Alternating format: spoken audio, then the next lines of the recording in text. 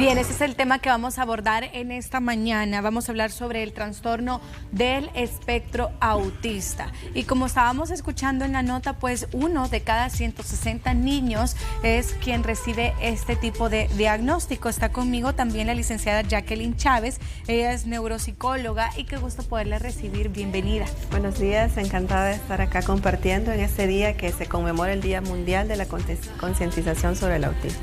Hablemos un poco sobre el autismo porque muchas veces tenemos un mal conocimiento respecto a esto y a veces uno mismo puede generar ese tipo de diagnóstico por desconocer. Exacto. El autismo es una condición del neurodesarrollo, se considera una condición y no se considera una enfermedad o una discapacidad. Cuando decimos una condición del neurodesarrollo, es que incluye síntomas según el DSM-5, que es el manual con el que diagnosticamos. Se le denomina trastorno del espectro autista. La palabra espectro se utiliza porque es algo muy amplio y existen muchas formas de presentación clínica de cómo se presenta el autismo. Por lo general, la desinformación o también el informarse desde fuentes erróneas nos hace creer de que pasar desapercibido muchas veces el diagnóstico de autismo o tener un diagnóstico tardío por dejar que las etapas del neurodesarrollo pasen y no se diagnostique a tiempo. ¿Cómo nosotros podemos identificar que mi hijo tiene autismo? Okay. El autismo, según el DSM-5, como les mencionaba, el manual con el que diagnosticamos en el área de salud mental, se consideran grupos de síntomas del autismo, entre los cuales se pueden mencionar alteraciones en el lenguaje y comunicación, alteraciones sensoriales, conductual y emocional. Cuando decimos de lenguaje y comunicación, por lo general son los motivos de consulta más frecuentes. Cuando los niños tienen 2, 3 años, 4 años y no hablan o el lenguaje es muy escaso, para saber si un niño está correctamente en sus hitos del neurodesarrollo, es decir, en la edad que tiene y lo que el cerebrito ya tendría que haber desarrollado, se deben de tener información muy básica de neurodesarrollo. Por ejemplo, para las personas que nos están viendo, niños menores de 2 años aproximadamente, ya tendrían que decir como mínimo 50 palabras y estructurar frases con 3 palabras de ello. Es decir, que a los 4, a los 5 el lenguaje tiene que ser más exponencial. Si en esas edades no hemos alcanzado el lenguaje, un solo síntoma no hace el diagnóstico, no quiere decir que ya con eso es autista. Es lo que ¿verdad? comúnmente sucede, ¿verdad? Porque creo que como es un tema que hoy se escucha mucho, muchas veces vemos este tipo de síntomas y uno automáticamente entra en desesperación o automáticamente dice padece de esto y no ha de ser así probablemente. Exacto, y a veces pasa lo contrario. Existe un desfase en el neurodesarrollo y los niños y los papás dicen, no, pues está pequeño, ya más adelante va a hablar, o mencionan familiares, como ejemplo, es que un familiar habló hasta los 5 años. Ninguno de los dos polos nos ayuda, ni el alarmista, ¿verdad?, que con un síntoma hace diagnóstico, ni tampoco el que pasa desapercibido los síntomas. Otro del grupo de síntomas muy característicos son las alteraciones sensoriales. Nosotros percibimos el mundo a través de nuestros sentidos y en el autismo estos sentidos se ven alterados y existen 2 categorías que se puede llamar hiposensible o hipersensible. Hiposensible es cuando necesita de mucho estímulo para procesar algo que está accesible, ¿verdad?, a la persona, y cuando es hipersensible es que con poquitos estímulos puede procesarlo. Al mencionarlo en un ejemplo, un niño con autismo, por ejemplo, hipersensible a la audición, en un lugar con mucho ruido tienden como a taparse los oídos, a tener las estereotipias motrices, que son los movimientos que hacen para regular sus conductas, pero es por la sobrecarga sensorial auditiva que puede experimentar. Imaginémonos en un salón, por ejemplo, un salón de clase, un niño con autismo, con hipersensibilidad auditiva puede escuchar la hoja de cuaderno que pudo pasar un compañero de un lugar a otro que está en otra esquina, los tacones de la maestra, alguien que utilizó fuerte el borrador, una llave de agua que se abrió en un baño que está al lado.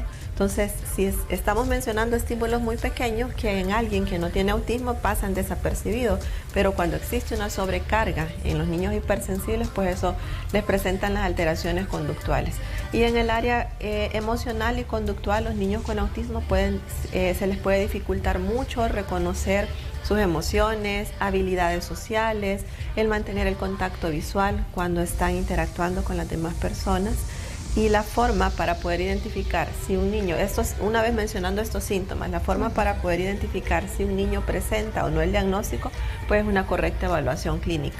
Es decir, puede que mi hijo tenga cualquiera de estos síntomas, pero eso no lo hace que esté con el diagnóstico del trastorno del espectro autista. Sí, la evaluación clínica es lo que nos va a determinar si el niño presenta o no, ¿verdad?, las características del espectro.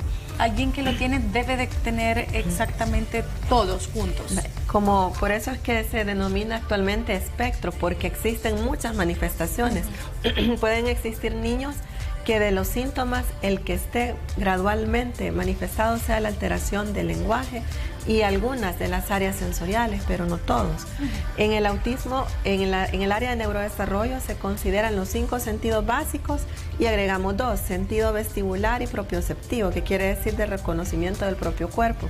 Entonces a veces nos llegan, por ejemplo, a Peques, al centro que tenemos de terapias infantiles, nos llegan papás y dicen, no, pero es que el niño tolera muy bien ruidos, el niño no tiene tics, pero hace una marcha en puntillas, camina en puntillas, es una alteración vestibular, pero no mantiene contacto visual.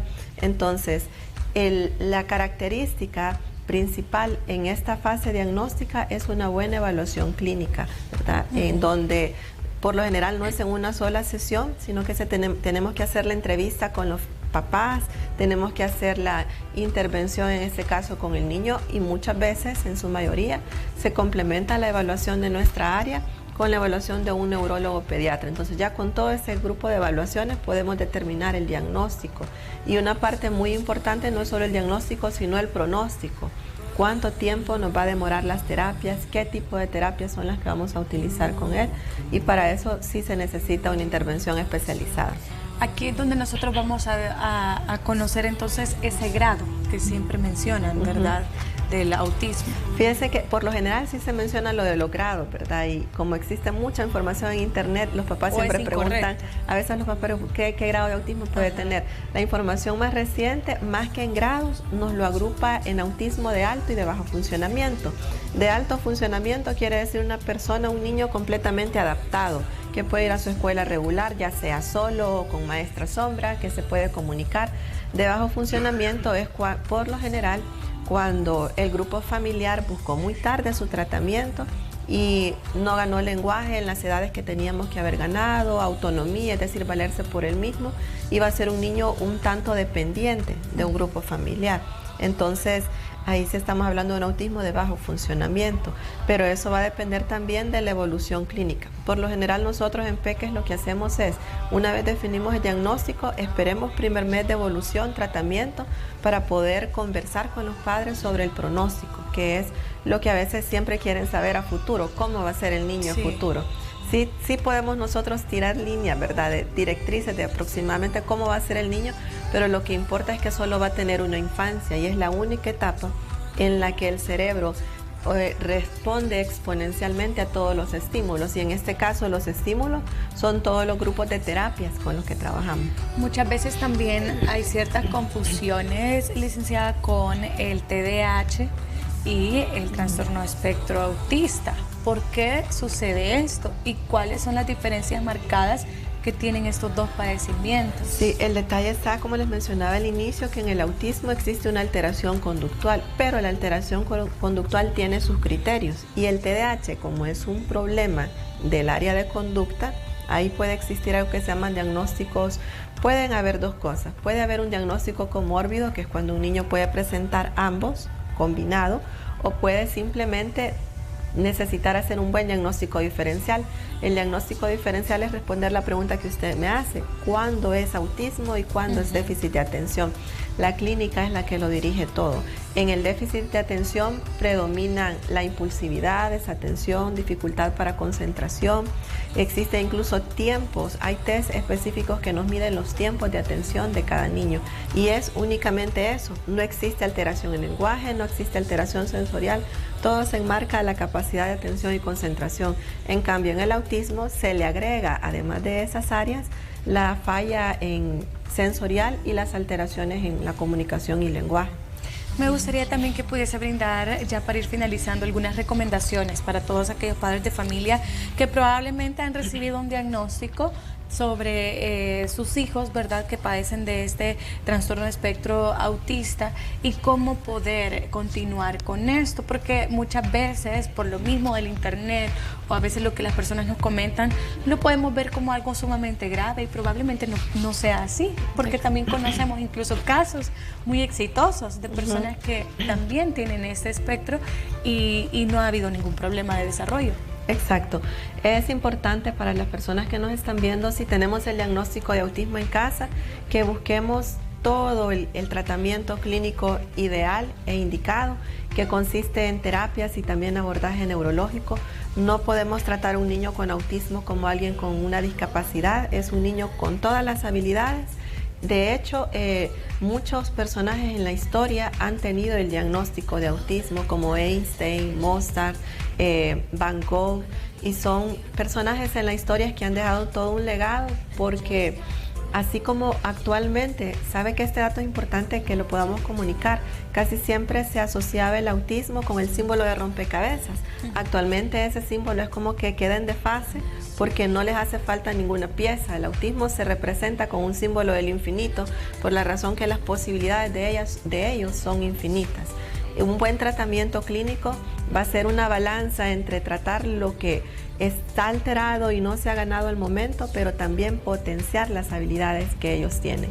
Es importante que los papás también se eduquen con las fuentes correctas, y las fuentes correctas siempre van a ser los profesionales que dedicaron años de estudios para poder darles una respuesta oportuna al tratamiento de sus niños. Me encanta esa respuesta porque muchas veces uno hace autocríticas, ¿verdad? Y no tiene el conocimiento que ha sido requerido. Está con nosotros la licenciada Jacqueline Chávez. Ella tiene también su clínica, ¿verdad? Peques, para que también lo puedan tomar en cuenta. Y los contactos es el 6440-9025. ¿Cómo los encontramos en redes sociales? Aparecemos en Facebook como Peques y en Instagram como peques._1. Estamos ubicados en el oriente del país, en San Miguel. Contamos con un equipo multidisciplinario con especialidades de neuropsicología, psicología, fisioterapia, terapia ocupacional y logopedia. Ok, perfecto. Muchísimas gracias. Gracias a ustedes por la invitación. Vamos a continuar con más de Hola El Salvador.